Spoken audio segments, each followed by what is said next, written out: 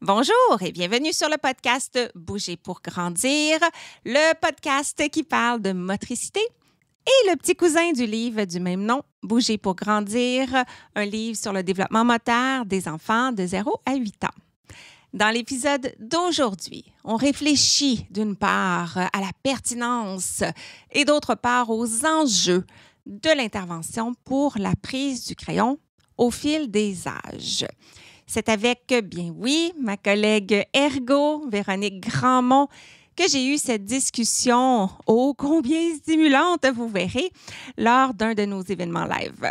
Et en conclusion de cette introduction, on va se le dire, c'est pas parce que la prise du crayon n'est pas optimale que c'est toujours de sa faute lorsqu'il y a des défis.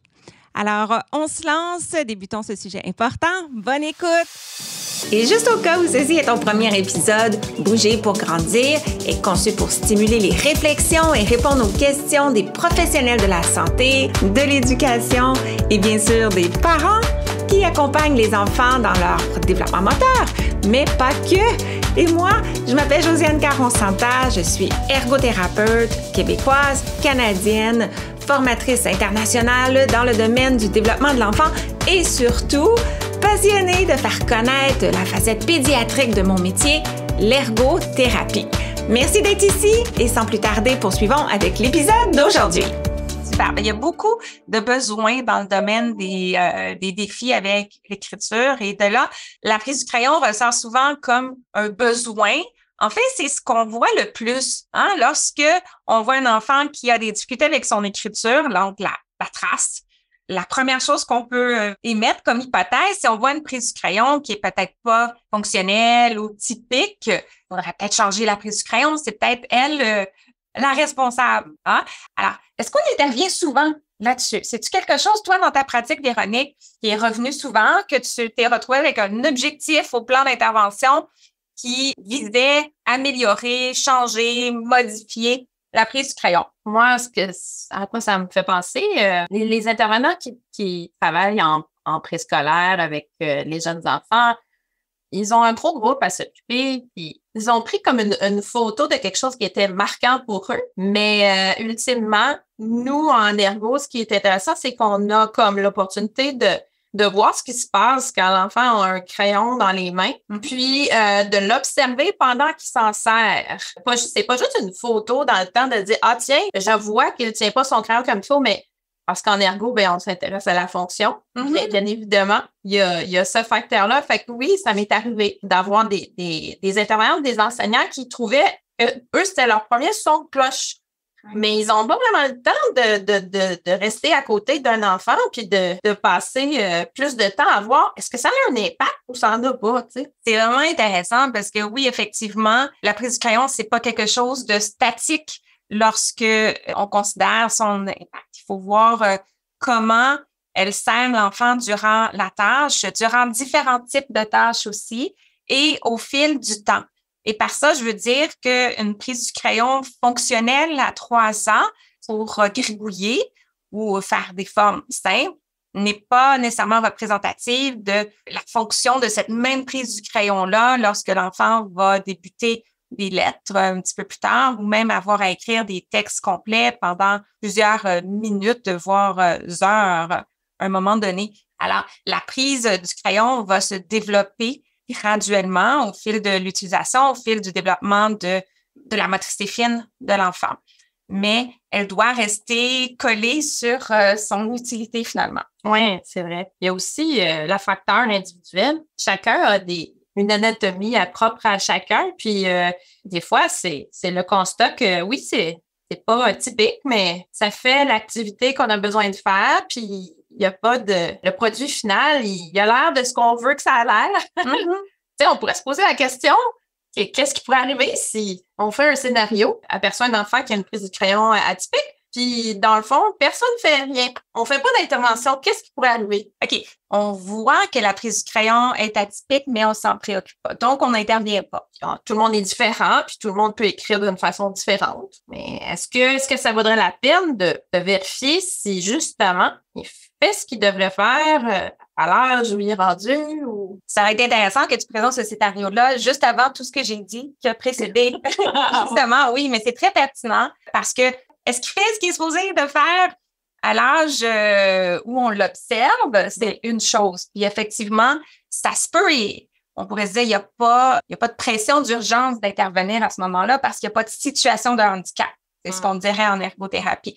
Mais d'avoir des connaissances sur comment progressent les exigences d'écriture et sur les impacts de la disposition des doigts sur le crayon peut nous permettre de prévenir peut-être des défis plus tard. On ne vise pas nécessairement là, disons qu'on est au préscolaire en première année, on ne vise pas là une modification de la prise du crayon, mais on vise d'outiller le corps de l'enfant avec de la stimulation qui pourrait lui permettre naturellement d'évoluer vers une prise plus fonctionnelle, d'utiliser des groupes musculaires qui sont plus efficaces. Donc, plus les mouvements sont fins, plus ils émanent du bout des doigts plutôt que du poignet, du coude et tout ça, plus ça risque d'être efficace et aussi de favoriser l'automatisation. Moi, je retiens mon clé, là, ouais. Tu sais, de voir à long terme, justement, quand on se met en tête de dire, bon, on est rendu à un niveau universitaire, qu'est-ce que ça prend dans une écriture manuscrite pour un étudiant, pour bien fonctionner?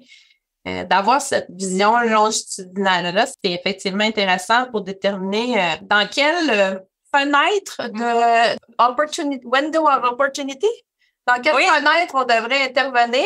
Période clé du développement de l'enfant, du jeune, qui pourrait permettre le bon moment finalement d'intervention. Fait que si j'ai comme le goût de reprendre la question de base, pour ou contre intervenir, sachant que il y a des études qui démontrent que plusieurs types de prise du crayon peuvent être fonctionnels sans impact sur la lisibilité, sans impact marqué sur la vitesse non plus d'écriture. Donc, est-ce qu'on intervient, est-ce qu'on n'intervient pas? Puis les enjeux.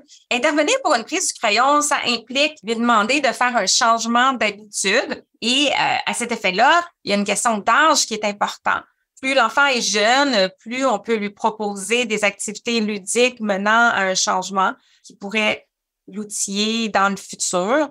Mais plus l'enfant est vieux, plus ça devient un fardeau, une lourdeur, voire une critique personnelle. Quand on dit ta prise du crayon est pas correcte, elle est pas suffisante, on veut que tu la changes. Pourtant, tu as 10 ans, ça fait longtemps que tu écris et moi, de ma perspective professionnelle, je peux me dire, je pense pas que c'est la prise la plus efficace, mais lui, c'est la prise qui lui sert depuis sa maternelle. Et il n'y a pas un enfant qui utilise une prise du crayon moins mature ou moins typique par choix ou par opposition. L'enfant utilise toujours position, la prise du crayon. Ça va pour toute la motricité. Il va utiliser ce qui est le plus disponible et efficace pour lui en fonction de son développement actuel. Donc, s'il ne peut que tenir le crayon avec une prise palmaire, c'est pas qu'il fait des mauvais choix, c'est qu'il lui manque des habiletés pour faire autrement et de lui demander de changer sa prise, c'est quelque chose qu'il faut vraiment travailler la partie cognitive avec l'enfant et affective de ça pour qu'il, comprenne la pertinence, à quoi ça va lui servir, qu'il faut qu'il soit vraiment en confiance que s'il passe à travers ce changement-là, qui va lui demander beaucoup d'efforts, qu'au bout de ça, il va avoir un reward, une récompense. Donc, est-ce qu'il est capable de se projeter dans le futur et de faire confiance au processus, parce que c'est pas un processus le fun, et pratiquer une nouvelle prise du crayon dans une activité de labyrinthe, de mots cachés, tout ça, ça peut être le fun, drôle, lorsqu'on est en cabinet avec un ergothérapeute. Mais une fois que je retourne dans la classe et que je dois faire une dictée, que je dois rédiger des lignes, me concentrer sur l'orthographe en même temps et tout ça, partager mon attention entre ma prise du crayon et le contenu de ce que j'essaie de faire, c'est difficile, c'est même impossible. Donc, c'est fort probable que ma prise va revenir à ce qui est le plus confortable, qui est le plus facile à ce moment-là. Quand on rencontre des enfants plus vieux, pour orienter leur motivation, il faut avoir des bonnes raisons. Il faut que la personne, en fait, l'enfant, s'approprie cette motivation-là, c'est sûr. En fait, il faut qu'il voit si ça lui donne des opportunités qui l'intéressent ou non. Parce que si, dans le fond, pour lui, c'est pas une opportunité ou si c'est pas quelque chose que ça va lui amener rien de plus ou, par exemple, lui permettre de faire quelque chose, un travail artistique qu'il rêve de faire ou quelque chose qui lui est pas en lien avec ce qui est important pour lui, ben effectivement, ça va être très difficile de l'engager dans ce changement-là. Puis, il y a autre chose aussi, Josiane. Je pense que pour décider de changer ou pas, le premier son de cloche étant la prise, mais quand on fait notre processus, ben c'est pas juste ça qu'on va regarder. Puis peut-être que finalement, le fait que quelqu'un ait porté ça à notre attention, ben la réponse, ça sera pas ça va être autre chose. Finalement, ça va avoir été une bonne chose que quelqu'un nous pose la question. Oui. On devrait-tu changer ça? Puis là, on découvre finalement, ben non, c'était pas ça, c'était autre chose.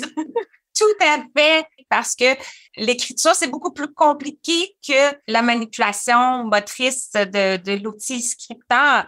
Il y a du langage là-dedans, il y a des fonctions exécutives, il y a beaucoup d'autres aspects. Et la raison qui menait à la consultation était une difficulté, pas avec la prise du crayon, mais généralement, il y a un problème avec l'écriture. Elle n'est pas lisible ou elle n'est pas assez rapide ou l'enfant n'est pas bien pendant qu'il écrit. Et oui, ça se peut qu'on remarque que la prise du crayon n'est pas optimale, mais c'est pas toujours de sa faute. C'est pas toujours elle qui cause ou qui mène au problème de lisibilité. Donc, on peut avoir une prise du crayon qui est pas adéquate du tout, mais son rôle dans le problème de lisibilité est peut-être mineur. Et dans cette optique-là, c'est pas parce qu'on le voit qu'il faut intervenir là-dessus, même s'il y a des grosses situations de handicap avec l'écriture. De là, savoir comment observer, analyser, évaluer ce qu'on voit et après ça, prioriser les interventions qui vont aider le plus l'enfant fonctionnellement à court terme. Mais je pense qu'on peut être content quand les gens nous réfèrent des gens pour une prise de crayon parce que finalement, c'est parfait. Ça donne l'opportunité de dire, ben peut-être que ça a un impact, mais peut-être que c'est autre chose qui a un impact. Est-ce que l'enfant fait ce qu'il est supposé faire à l'âge où il est rendu? Ou est-ce qu'il y a ce qu'il faut pour avoir les opportunités qui s'en viennent, finalement? Fait que c'est pas une question d'intervenir ou non. Savais-tu que l'Académie a créé un guide super pratique du développement moteur de l'enfant? Concrètement, c'est quoi? C'est la liste des jalons moteurs de motricité globale, de motricité fine, étape par étape, âge par âge, entre 0 et 8 ans. Si tu ne l'as pas déjà, tu peux aller joindre ma communauté et le récupérer au www.josianecaroncenteur.com/guide. Fait que c'est pas une question d'intervenir ou non, c'est vraiment une question de contexte. Donc, dans quel contexte c'est justifié d'intervenir ou non? Et ce contexte-là inclut l'analyse de la situation et aussi du contexte d'intervention. Donc, est-ce qu'on a un enfant motivé, une famille disponible pour soutenir l'enfant? Combien de temps on a pour accompagner cet enfant-là dans ce changement-là? C'est vrai parce que en fait, il y a plusieurs façons d'intervenir à ce niveau-là. Ben, s'il faut développer la maturité du corps de l'enfant, ben c'est sûr que ça prendra pas 2 jours pour changer ça. Versus c'est quelque chose qui va améliorer le confort rapidement et que ça va faire un impact pour la personne. On a souvent ça quand les enfants sont rendus plus vieux, par exemple. Je pense que le potentiel de changement est plus grand quand ils sont plus petits. Ça vaut la peine de travailler le corps quand ils sont petits. Effectivement, il y a différentes approches et celle qu'on va préconiser va devoir faire du sens pour l'enfant, pour la famille et on regarde où en est l'enfant dans son développement. Et lorsqu'on se dirige vers une approche qui touche le corps, le développement de capacités, surtout si l'enfant est plus vieux, il faut vraiment se poser la question, est-ce qu'on a un contexte pour le faire et le temps pour le faire, ce qui pourrait prendre des mois. Si la famille, l'enfant est motivé, c'est parfait, mais je pense qu'en ergo aussi, qu'est-ce qui est chouette, c'est qu'on peut donner quelque chose pour comme pendant qu'on travaille le long terme, ben qu'est-ce qu'on peut faire à court terme aussi? Je pense que c'est toujours par les deux bouts qu'il faut adresser les situations. C'est ça qui donne les meilleurs résultats puis la meilleure satisfaction, en fait. Mais est-ce qu'on pourrait voir justement la portée des impacts court, moyen et long terme? Alors, qu'est-ce qui peut servir cet enfant-là avec le moins d'efforts possible au niveau thérapeutique dans le plus court terme possible et procéder dans cet ordre-là? Donc, l'ergonomie, le positionnement du corps, c'est des choses qui peuvent se régler en une fois au niveau de l'apprentissage des connaissances, procurer des outils aide-mémoire pour l'enfant et ensuite du soutien de l'environnement pour rappeler à l'enfant et modifier le mobilier aux besoins. Mais c'est clair que poste de travail non ergonomique va avoir un impact sur la prise du crayon. Et je ne sais pas si vous l'observez, moi, ça a été une révélation sur moi-même au fil de mes années en ergothérapie où je me rends compte que lorsque je suis couchée dans mon lit, je tiens pas mon crayon de la même façon que lorsque je suis à plat ventre par terre, lorsque je suis sur une table non ergonomique ou que je suis positionnée pour une raison quelconque où mon papier est loin de moi. Tu n'as pas besoin de te stabiliser Exactement. de la même façon dans les différents contextes. Exactement. Ben, parfois, on est dans un autre environnement, on a une petite pâte de papier sur nous, pas solide, on est instable. Donc, la prise du crayon, elle est très sensible au positionnement. Donc, moi, je commencerais toujours par ça. Ça coûte rien au niveau de l'investissement du client, du temps pour adresser ça. Ensuite, est-ce qu'il y a d'autres choses qui peuvent être plus moyen terme au niveau des approches peut-être top-down? Donc, si on a un problème avec la lisibilité et que je fais une observation rapide de ce qui nuit à la lisibilité, ben peut-être que c'est la formation d'une lettre en particulier qui est déformée, qui nuit à l'ensemble de la lisibilité, ou ça peut être certains types de connexions si l'enfant écrit en cursif qui sont pas bien maîtrisés. Par exemple, les connexions qui partent d'en haut, comme le B ou le O ou le W ou le V. Si l'enfant maîtrise pas bien celle-là, ben c'est pas des enseignements qui sont longs à faire pour remontrer la bonne formation de la lettre et s'exercer sans se dire, j'entreprends de reprendre toute la révision de la formation des lettres et tout ça. Donc, ça, ce serait des interventions top-down, plus moyen terme. Et maintenant, encore là, si j'ai un contexte et de la motivation, ben si j'ai un jeune, par exemple, qui, en plus de ses défis d'écriture et que si mon analyse a indiqué que la prise du crayon était en partie suffisamment responsable, mais que ce jeune-là a des difficultés en éducation physique, il ne fait pas encore de vélo, il voudrait en faire, il a de la misère à tenir ses ustensiles d'une manière adéquate lorsqu'il est en public, bien là, on peut se dire, encore là, c'est quelque chose qu'on décide en collaboration avec le jeune et la famille, mais une intervention bottom-up qui vient chercher toute la chaîne du développement sensorimoteur, en partant peut-être s'il y a encore des réflexes qui viennent interférer. On va travailler là-dessus, sur le contrôle postural, sur la dissociation et revenir nourrir toute cette chaîne de développement-là pour avoir un impact non seulement sur la prise du crayon et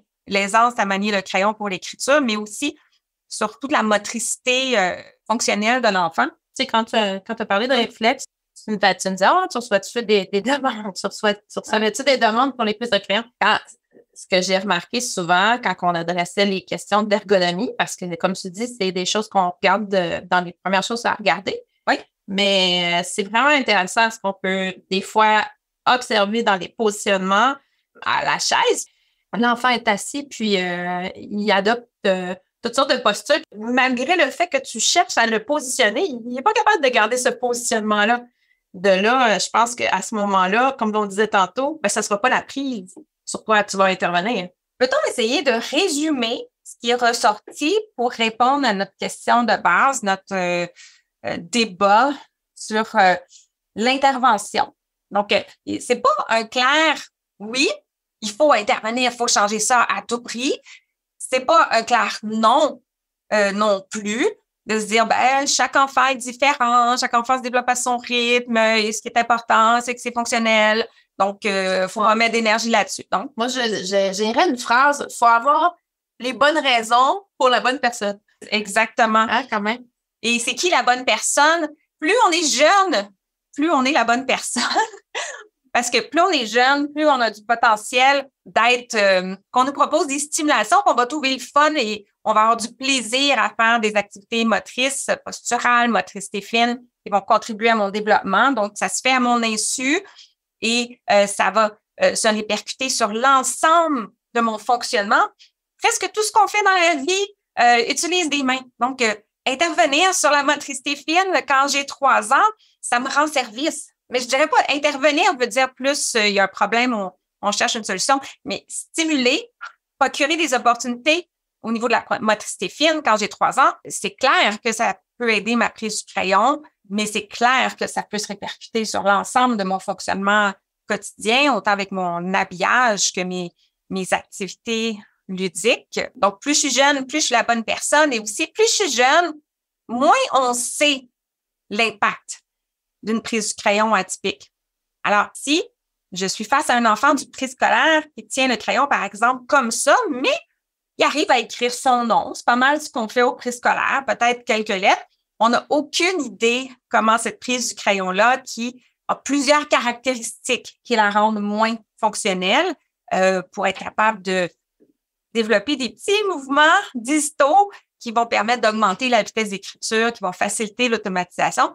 Donc, on est encore aveugle sur l'impact lorsqu'il sera en 4e année, en 6e année, au secondaire. Alors, c'est le temps de mettre le paquet côté prévention pour pas causer préjudice à cet enfant-là parce qu'on ne le sait pas.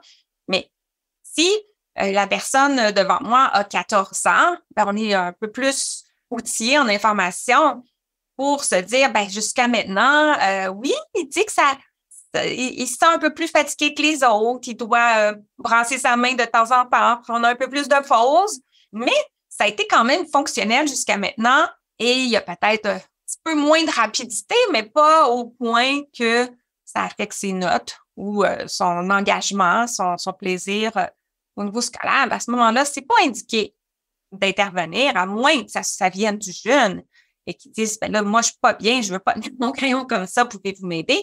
Un autre contexte complètement différent parce que, pour revenir au mot enjeu, c'est que la dernière chose qu'on veut faire, c'est offusquer l'enfant, alourdir son quotidien en lui disant, là, à partir d'aujourd'hui, il va falloir que tu fasses des petits exercices de motricité fine à la maison tous les soirs, en plus de tes devoirs. Tu as le droit d'utiliser ta prise du crayon ordinaire parce que là, on fait un changement. Alors, ça, c'est préjudiciable. Ça, je trouve ça super intéressant. Dans le fond, l'aspect de bien évaluer ou bien déterminer le contexte occupationnel du jeune quand il est plus vieux. Je trouve ça vraiment important avant l'intervention. Parce que c'est sûr que quand c'est un jeune enfant, on le sait qu'il y a l'école qui s'en vient, on le sait. On peut prédire ce qui s'en vient devant lui, mais quand on a un jeune qui est un peu plus vieux, c'est vrai qu'il faut s'appuyer beaucoup sur son évolution jusqu'à maintenant, puis comment il a réussi à s'adapter à ça ou pas réussi à s'adapter à ça, puis qu'est-ce que ça l'a créé chez lui comme émotion, puis comment il se projette dans les années à venir, puis tout ça, dépendant de son âge, bien sûr. Hein. Non, mais plus l'enfant est âgé, plus il est capable lui-même de décrire les situations de handicap qui le concernent. Et si lui n'en voit pas, si les enseignants n'en voient pas à nous à en voir, à en créer. Si l'enfant était référé vers nous pour ça, par exemple, il faut bien investiguer pour préciser le pourquoi, ce qu'il y a derrière ça. Et comme je disais tout à l'heure, pas toujours la faute de la prise du crayon. Non, c'est ça. Donc, je pense que c'est le mot de code pour demander de l'aide pour les activités d'écriture, c'est la prise du crayon. Hein, c'est le mot de code que les parents utilisent, que les enseignants utilisent. Mm-hmm. Mais une fois qu'on a pitonné le code, à ce moment-là, c'est le temps de faire justement un bilan complet pour voir qu'est-ce qui cause la situation de handicap au quotidien, puis surtout déterminer qu'est-ce qui va aider l'enfant à mieux fonctionner. Je ralentis mon débit de voix parce que j'essaie d'annoncer une conclusion. C'est la fin. Aujourd'hui. Voilà ce qui conclut notre live. Bye! Merci d'avoir écouté et à bientôt pour notre prochain épisode. Et d'ici là, vous pouvez me retrouver quotidiennement sur les réseaux sociaux, consulter mon blog et profiter de mes ressources gratuites en joignant ma communauté au josiannecaronsanta.com/guide. Le podcast Bouger pour grandir est une production de l'Académie de formation JCSI, des formations en ligne sur le développement et fonctionnement de l'enfant, de la perspective de l'ergothérapie. C'est tout pour cet épisode et sur ce, je vous dis à très très bientôt pour continuer à parler d'ergo. Bye!